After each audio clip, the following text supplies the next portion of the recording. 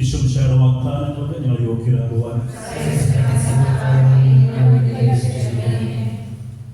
സ്നേഹമുള്ളവരെ, ഞാനൊരു അഗസ്റ്റീനിയൻ വൈദികനാണ്. വിശുദ്ധ അഗസ്റ്റീനോസിന്റെ സന്യാസ സമൂഹത്തിലുള്ള ഒരു വൈദികനാണ്. ഞങ്ങളുടെ കറുത്ത വസ്ത്രവും നീളമുള്ള ബെൽറ്റും ഒരുപക്ഷെ നിങ്ങൾ കണ്ടിട്ടുണ്ടാകും. റോമില് വത്തിക്കാനടുത്ത് തന്നെയാണ് ഞങ്ങളുടെ ആശ്രമമുള്ളത്. ജസ്റ്റ് ഒന്ന് സഭയെക്കുറിച്ചൊന്ന് പരിചയപ്പെടുത്തുകയാണ്. നമുക്ക് പ്രധാനമായിട്ടും ശുശ്രൂഷയ്ക്ക് വേണ്ടി പ്രാർത്ഥിക്കുമ്പോൾ എനിക്ക് ഉണ്ടായ പ്രത്യേക ഒരു അനുഭവം പങ്കുവെച്ചുകൊണ്ട് ഈ ഒരു ശുശ്രൂഷ ആരംഭിക്കാനായിട്ട് ആഗ്രഹിക്കുകയാണ്.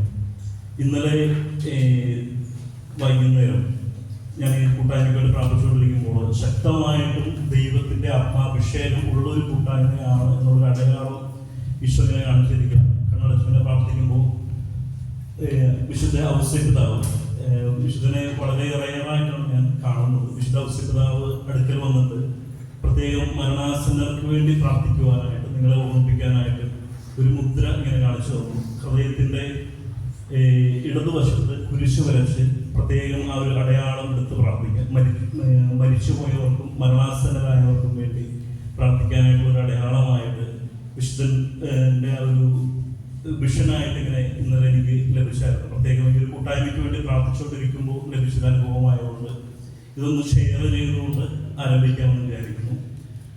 വളരെ പ്രധാനപ്പെട്ട ചില കാര്യങ്ങൾ ഈ ശുശ്രൂഷയുമായിട്ട് പങ്കുവയ്ക്കാനായിട്ട് ആഗ്രഹിക്കുകയാണ്. ഞാൻ ഡീക്കനായിരുന്ന സമയത്ത് കുറച്ചു കാലഘട്ടം ചിറ്റൂർ ധ്യാനകേന്ദ്രത്തിൽ ശുശ്രൂഷയ്ക്ക് വേണ്ടി നിൽക്കുമ്പോൾ എനിക്കുണ്ടായ ഒരു ദൈവാനുഭവം, പ്രത്യേകിച്ചും ദൈവവചനത്തിൻ്റെ ഒരു അഭിഷേക അനുഭവം ഉണ്ടായി. ഞാൻ അവിടെ അത് സാക്ഷ്യമായിട്ട് പങ്കുവയ്ക്കുകയും ചെയ്തു. വിശുദ്ധ ജോൺ പോൾ പാപ്പ ഇങ്ങനെ പറയുന്നുണ്ട്: ധ്യാനമില്ലാത്ത ജപമാല പ്രാർത്ഥന ആത്മാവില്ലാത്ത ശരീരമാണ് എന്നാണ് പറയുന്നത്. ധ്യാനമില്ലാത്ത ജപമാല പ്രാർത്ഥന. ഞങ്ങളൊന്നൊരു മരിയൻ ധ്യാനം കൂടി പങ്കെടുത്തുകൊണ്ടിരിക്കുന്ന സമയത്താണ് ഈ ഒരു വാക്ക് കേൾക്കുന്നത്. ഞങ്ങൾ സ്തുതിച്ച് പ്രാർത്ഥിക്കുന്ന സമയത്ത് ദൈവിക ശ്രവണത്തിന്റെ വരത്തെക്കുറിച്ച് ഒരുപക്ഷെ നിങ്ങൾ കേട്ടിട്ടുണ്ടാകും.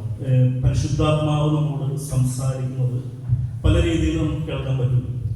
നമ്മുടെ ഉള്ളിൽ നിന്നൊരു ശബ്ദമായിട്ട് നമുക്ക് കേൾക്കാം, അല്ലെങ്കിൽ പുറമേ നിന്ന് ചെവിയിൽ നമ്മോട് സംസാരിക്കുന്ന രീതിയിൽ. ഞങ്ങൾ ആ യുവജന ധ്യാനത്തിന്റെ കൂട്ടായ്മയിൽ നിരവധി യുവജനങ്ങൾക്ക് ആ കൂട്ടായ്മയിൽ നിങ്ങൾ പ്രാർത്ഥിക്കുമ്പോഴൊക്കെ പലപ്പോഴും പുറമേ നിന്നുള്ളൊരു ശബ്ദമായിട്ട് കർത്താവിന്റെ ശബ്ദം കേൾക്കാനായിട്ടുള്ള ഒരു അഭിഷേകം ഈശോ തരുന്നുണ്ടായിരുന്നു. അപ്പോൾ ഞാൻ ജപമാല ഇങ്ങനെ ധ്യാനത്തോടെ പ്രാർത്ഥിക്കണമെന്ന് കരഞ്ഞുകൊണ്ട് ജപമാല കയ്യിലെടുത്ത് 3 നന്മ നിറഞ്ഞ പറയുന്നത് ചൊല്ലി പ്രാർത്ഥിക്കുന്ന സമയത്ത് 3 പുണ്യങ്ങളെ കുറിച്ച്, ദൈവിക പുണ്യങ്ങൾ എത്ര എണ്ണമുണ്ട്? 3 അല്ലേ? ഏതൊക്കെയാണ്? വിശ്വാസം, പ്രത്യാശ, ഉപവി. ഈ 3 പുണ്യങ്ങളെ കുറിച്ചാണ് പരിശുദ്ധാത്മാവ് വലിയൊരു പ്രസംഗം പോലെ, അതൊരു 10, 20 മിനിറ്റ് 30 മിനിറ്റുള്ള വലിയൊരു പ്രസംഗങ്ങളായിട്ടാണ് അത് ഞാൻ എൻ്റെ ചെവിയിൽ ഇങ്ങനെ കേൾക്കുന്നത്. പുറമേ നിന്ന് ഞാൻ നിങ്ങളോട് പറയുന്ന പോലെ കേട്ട കാര്യങ്ങൾ ഞാൻ അതൊന്ന് എഴുതിയെടുത്തിട്ടുണ്ടായിരുന്നു. പിന്നീട് ഡീക്കനായിരുന്ന സമയത്ത് പ്രസംഗിക്കുമ്പോഴാണെങ്കിലും അല്ലെങ്കിൽ അച്ഛനായിട്ട് ഓരോ സ്ഥലങ്ങളിലെ പ്രസംഗത്തിന് പോകുമ്പോൾ ഞാൻ ആദ്യം പങ്കുവയ്ക്കുന്ന ഒരു കാര്യം ഈ 3 കാര്യങ്ങളെ കുറിച്ചാണ്.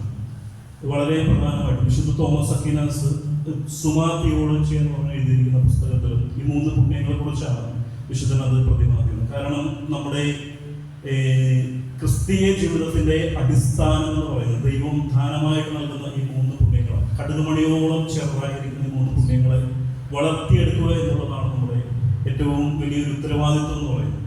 ഇപ്പൊ ഈ പുണ്യങ്ങളെ കുറിച്ച് നമ്മൾ ധ്യാനിക്കാനായിട്ട് പോകുന്നത് ദൈവവചനത്തിന്റെ അടിസ്ഥാനത്തിലാണ്. ഓരോ പുണ്യങ്ങളെ കുറിച്ചും ധ്യാനിക്കുമ്പോൾ നമ്മൾ അല്പനേരം എളിമയോടെ പ്രാർത്ഥിക്കും ആ പുണ്യങ്ങളുടെ ആഴം നമ്മുടെ ഹൃദയത്തിൽ നിറയപ്പെടാനായിട്ട്. ഏറ്റവും ആദ്യമായിട്ട് ദൈവവചനത്തെ കുറിച്ച് പറയുമ്പോൾ കർത്താവിന്റെ വചനം തന്നെ വചനത്തിനെ കുറിച്ച് ഇങ്ങനെയാണ് സാക്ഷ്യപ്പെടുത്തുക. എബ്രായ ലേഖനം 4-ാം അധ്യായം 12-ാമത്തെ തിരുവചനം: ദൈവത്തിന്റെ വചനം സജീവവും ഊർജ്ജസ്വലവുമാണ്, ഇരുതല വാളിനേക്കാൾ മൂർച്ചയേറിയതും, ചേതനയിലും ആത്മാവിലും സന്ധിബന്ധങ്ങളിലും മജ്ജയിലും വരെ തുളച്ചു കയറി ഹൃദയത്തിന്റെ വിചാരങ്ങളെയും നിയോഗങ്ങളെയും വിവേചിക്കുന്നതുമാണ്. സർവശക്തമായ വചനം നമ്മൾ കേൾക്കുമ്പോൾ തന്നെ നമ്മൾ നിരവധി മാറ്റങ്ങളുണ്ടാകും, അത്ഭുതങ്ങളും അടയാളങ്ങളും സംഭവിക്കും നമ്മൾ കേട്ടിട്ടുണ്ട്.